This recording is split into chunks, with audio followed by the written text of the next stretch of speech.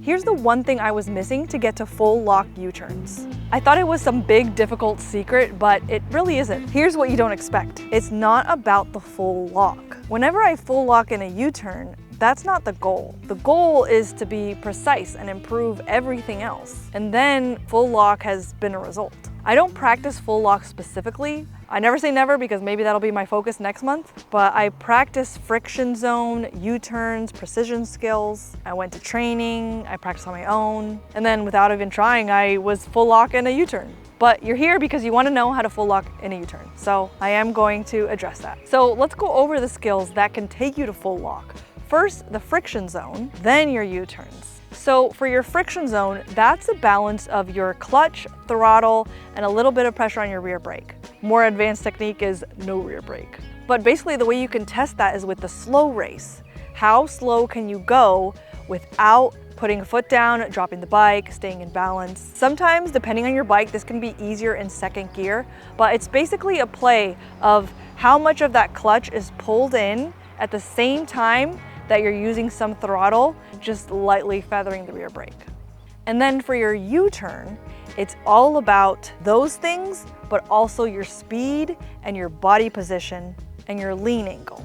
And each one of those things, unless you're super advanced like Moto Jitsu, if one of those things is off, it can affect the other and can mess up your U-turn. Either that's when you drop the bike, or that's when you just don't get precise, or you miss the full lock. Probably the most common mistake and the biggest barrier to entry to that full lock is fear and panicking.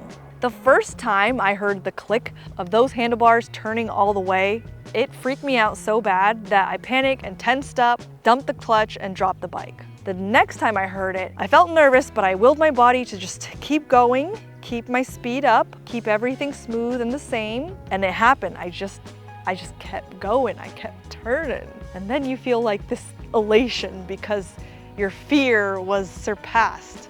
And that's what happens when your fear is surpassed and the thing that you're worried about doesn't happen. You just get super euphoric, I guess. Yes, I am aware I'm talking about a U-turn right now. Just next month, I'm going to be training 5 days with a private lesson with a motor officer. Just me, it's gonna be like a boot camp.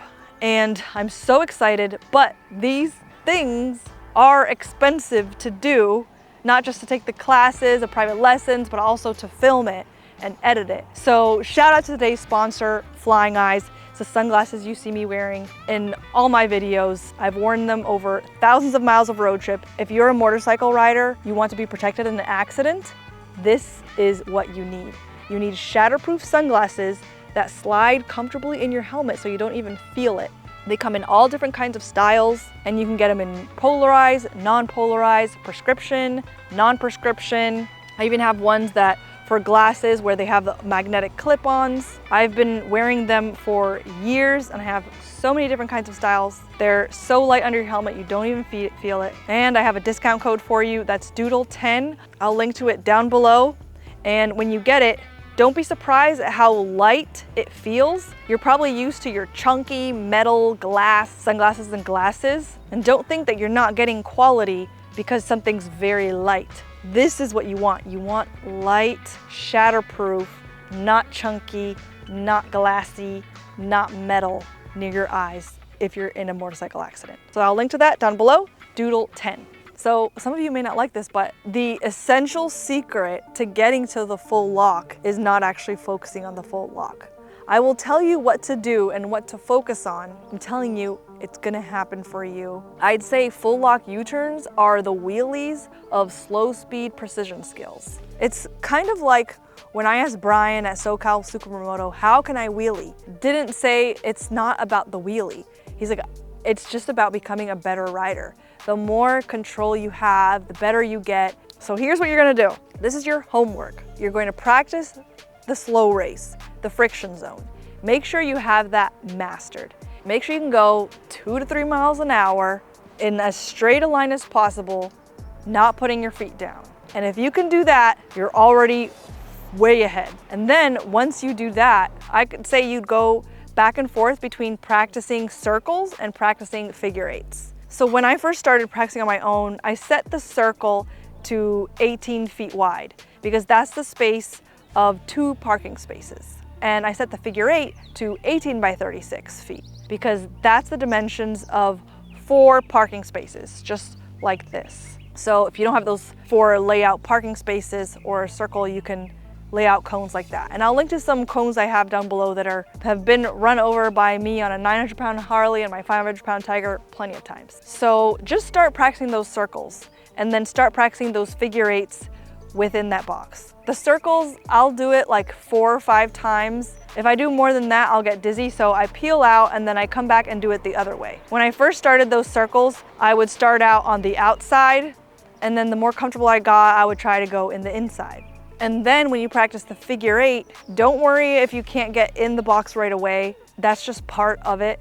And as you're doing that, just make sure that you give your clutch and your rear brake a rest. So you've got to stop for every maybe 5 to 10 minutes, turn off your bike, let everything cool. Jerry suggested I even tie my clutch back so it's like open, and just let it rest for like 5 minutes. And if you're filming yourself, it's kind of a convenient moment to just stop and look at your footage and see what you're doing. See if you need to change your body position or anything. So for your body position, I do different things on both of my bikes. On my Triumph Tiger, I try to counterweight more and feel like you're kind of pushing your bike away from you towards the ground. Basically, if my windshield's here, I want my windshield to be here and I want my head to be here.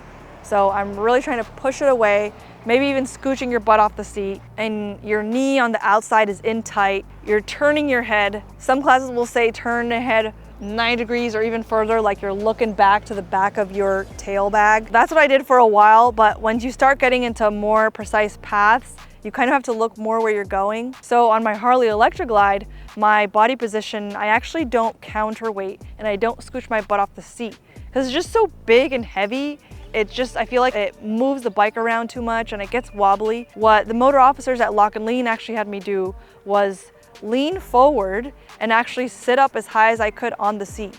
Motor officers in police rodeos, you'll often see people in police rodeos having an extra high seat on their Harley baggers, or they'll just sit up really high on their seat. It kind of helps to get closer, make your handlebars not feel like they're so far away. It's also helpful to know different techniques to do if, say, you're not on your bike one day, or you're borrowing someone else's bike, or you're renting a bike, then you know how to tweak things to make it work for you. So once you got the friction zone down, once you got your body position down, and you practice getting tighter and tighter, that full lock is gonna come.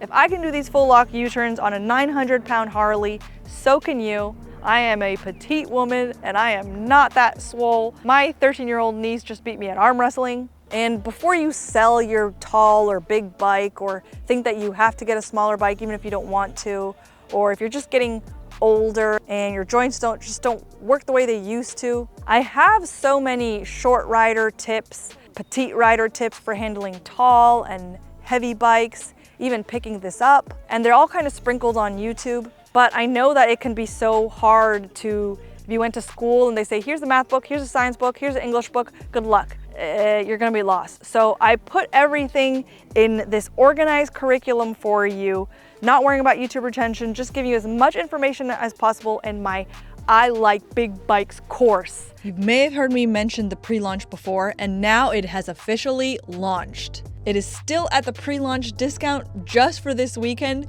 and just for you, but you can go ahead and get started on this course now. Exclusive videos never shown on YouTube, just for this big bike survival guide. Check the link down below. And if you're still struggling with your full lock U-turns, maybe you're committing common mistakes in the U-turn, check that out right over here.